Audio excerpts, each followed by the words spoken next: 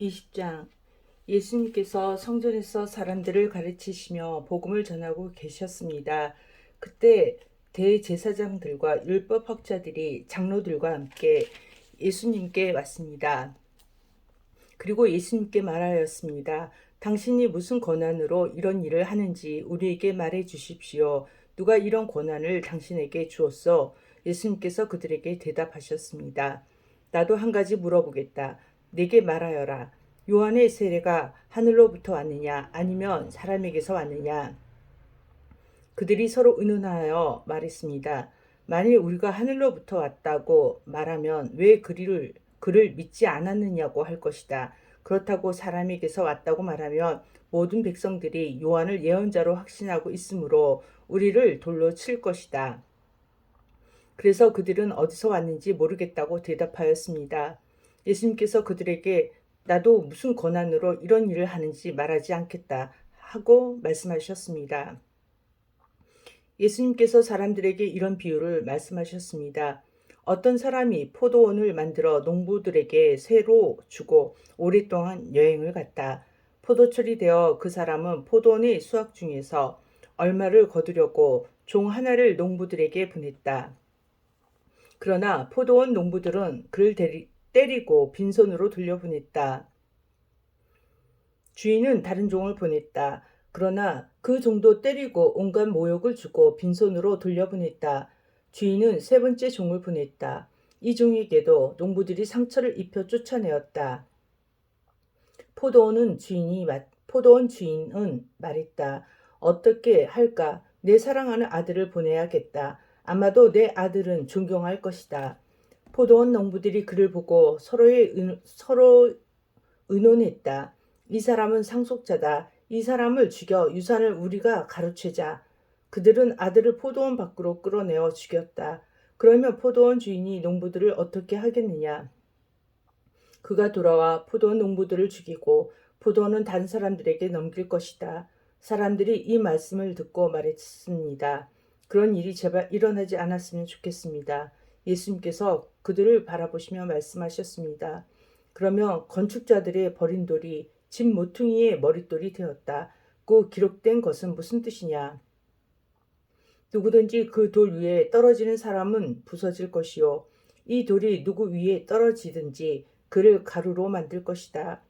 율법학자들과 대제사장들이 예수님께서 이 비유를 자기들을 빗대어 하신 말씀인 줄 알았습니다.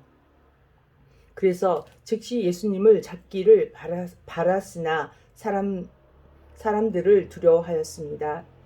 율법학자와 대제사장들은 예수님을 지켜보았습니다.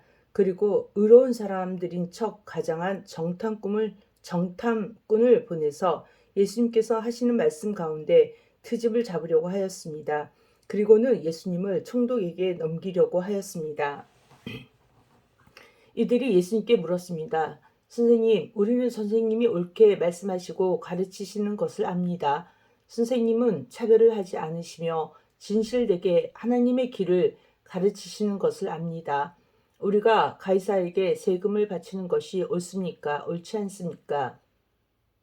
예수님께서 이들의 계략을 아시고 말씀하셨습니다. 데나리온 동전 하나를 가져오너라. 이 돈에 누구의 얼굴과 이름이 새겨져 있느냐? 그들이 대답했습니다. 가이사의 것입니다. 예수님께서 그들에게 말씀하셨습니다. 가이사의 것은 가이사에게, 하나님의 것은 하나님께 바쳐라. 그들은 사람들 앞에서 예수님의 말씀을 트집 잡을 수 없었습니다. 오히려 예수님의 대답에 놀라서 말문이 막히고 말았습니다. 부활이 없다고 하는 사두개파 사람들 가운데 몇몇이 예수님께 왔습니다. 그리고 예수님께 물었습니다. 선생님, 모세는 형이 자식 없이 아내를 두고 죽으면 동생이 형수와 결혼하고 형을 위해서 자식을 낳아야 한다고 했습니다. 그런데 7 형제가 있었습니다. 첫째가 아내를 얻었으나 자식이 없이 죽었습니다. 그리고 둘째도 자식이 없이 죽었습니다. 셋째도 마찬가지였습니다. 결국 7 형제가 모두 자식이 없이 죽었습니다. 마침내 그 여자도 죽었습니다. 그러면 부활할 때 그는 누구의 아내가 되어야 합니까? 7형제가 모두 그를 아내로 맞이하였으니 말입니다. 예수님께서 그들에게 말씀하셨습니다. 이 세대의 아들들은 장가가고 시집간다. 그러나 죽었다가 다시 부활하여 하늘나라에서 살 자격이 인정된 사람들은 장가도 가지 않고 시집도 가지 않는다. 그들은 천사들과 같아서 다시 죽을 수도 없다. 그들은 부활의 아들들이므로 하나님의 자녀들이다. 죽은 사람들의 부활에 대해서는 모세도 떨기나무가 나오는 대목에서 잘 보여주었다. 모세는 주님을 아브라함의 하나님, 이삭의 하나님, 야곱의 하나님이라고 하였다. 하나님은 죽은 사람들의 하나님이 아니라 살아있는 사람들의 하나님이시다. 이들 모두는 하나님께 대하여 살아있다. 율법학자 몇 사람이 대답하였습니다. 선생님, 옳은 말씀을 하셨습니다. 사람들은 예수님께 감히 더 이상 묻지 못하였습니다. 예수님께서 그들에게 말씀하셨습니다. 사람들이 왜 그리스도를 다윗의 아들이라고 하느냐? 다윗이 시편에서 직접 말하였다. 주께서 내 주에게 말씀하셨습니다. 너는 내 오른쪽에 앉아라. 내가 내 원수들을 내 발판으로 삼을 때까지. 다윗이 그리스도를 주님이라고 하였는데 어떻게 그리스도가 다윗의 자손이 되겠느냐? 모든 백성들이 듣고 있을 때에 예수님께서 제자들에게 말씀하셨습니다. 율법학자를 주의하여라. 이들은 긴 옷을 입고 다니는 것을 좋아하며 시장에서 인사받는 것과 회당과 잔치에서 윗자리를 좋아한다. 이들은 과부의 집을 삼키며 남에게 보이려고 길게 기도한다. 이들은 더 큰 심판을 받을 것이다. 21장 예수님께서 부자들이 헌금함에 헌금을 넣는 것을 보셨습니다. 또 가난한 과부가 렙돈, 동전 2개를 넣는 것을 보셨습니다. 예수님께서 말씀하셨습니다. 내가 진정으로 너희에게 말한다. 이 가난한 과부가 그 누구보다도 더 많은 헌금을 하였다. 이 사람들은 다 넉넉한 가운데서 헌금을 드렸다. 그러나 이 여자는 매우 가난한 가운데서 가지고 있는 생활비 전부를 드렸다. 몇몇 사람이 성전에 대해 아름다운 돌과 헌금으로 꾸며졌다고 이야기하였습니다. 그러자 예수님께서 말씀하셨습니다. 너희가 지금 보고 있는 이것들이 돌 하나도 돌 위에 남기지 않고 다 무너질 날이 올 것이다. 제자들이 예수님께 물었습니다. 선생님, 언제 이런 일들이 있겠습니까? 그리고 이런 일들이 일어날 때 어떤 징조가 나타나겠습니까? 예수님께서 그들에게 말씀하셨습니다. 너희가 속지 않도록 조심하여라. 많은 사람들이 내 이름으로 와서 내가 그리스도다 하거나 때가 왔다고 말할 것이다. 그러나 그들은 따라가지 마라. 전쟁과 난리의 소식을 들을 때 두려워하지 마라. 이런 일들이 먼저 일어나야 하겠으나 종말이 바로 뒤따라 오는 것은 아니다. 예수님께서 계속해서 그들에게 말씀하셨습니다. 나라가 나라를 대항하여 일어나고 왕국이 왕국을 맞서 일어날 것이다. 큰 지진이 있을 것이며 여러 곳에서 질병과 기근이 있을 것이다.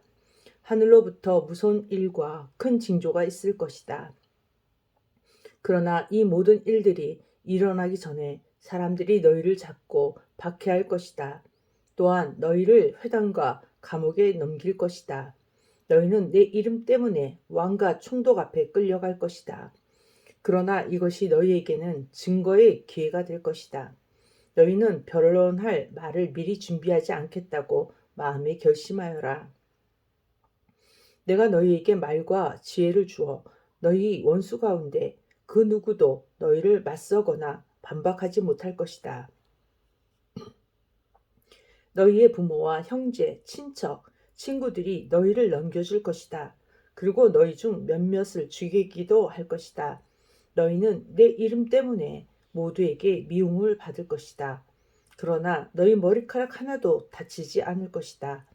너희는 인내함으로 생명을 얻을 것이다.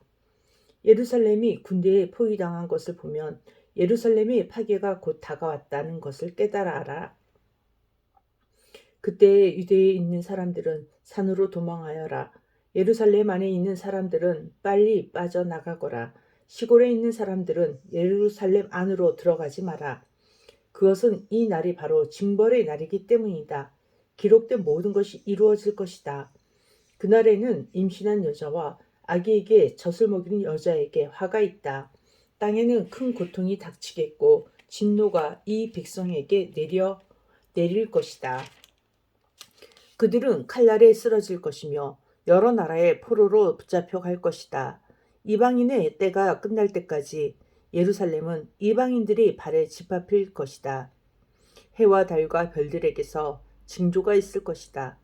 땅에서는 민족들이 바다와 파도의 소리에 당황할 것이다. 사람들은 세상에 닥칠 일을 예상하며 두려워하고 기절할 것이다. 이것은 하늘에 있는 권세가 흔들릴 것이기 때문이다. 그때 사람들은 인자가 구름 타고 능력과 큰 영광으로 오는 것을 볼 것이다. 이러한 일이 일어나기 시작할 때 일어서서 너희의 머리를 들어라. 이는 너희의 구원이 가까이 오고 있기 때문이다. 예수님께서 이런 비유를 말씀하셨습니다. 무화과 나무와 다른 모든 나무들을 보아라. 잎사귀가 돋는 것을 보면 너희는 여름이 가까웠다는 것을 알 것이다. 이와 같이 너희도 이런 일들이 일어나는 것을 볼 때 하나님 나라가 가까운 줄 깨달아라. 내가 진정으로 너희에게 말한다. 이 세대가 다 지나가기 전에 이 모든 일들이 일어날 것이다. 하늘과 땅은 없어질지라도 내 말은 결코 없어지지 않을 것이다. 내 마음이 방탕과 술 취함과 삶의 걱정으로 무겁게 눌리지 않도록 하여라. 그날이 마치 덫처럼 갑자기 내게 다가올 것이다. 그날은 온 땅 위에 살고 있는 모든 사람에게 다가올 것이다. 일어날 이 모든 일들을 피할 힘을 얻고 인자 앞에 서기 위하여 항상 기도하며 깨어 있어라. 예수님께서 낮에는 성전에서 가르치시고 밤에는 밖으로 나가셔서 올리브라고 불리는 산에서 지내셨습니다. 모든 사람들은 아침 일찍 일어나 예수님께 말씀을 들으려고 성전으로 나왔습니다. 아멘.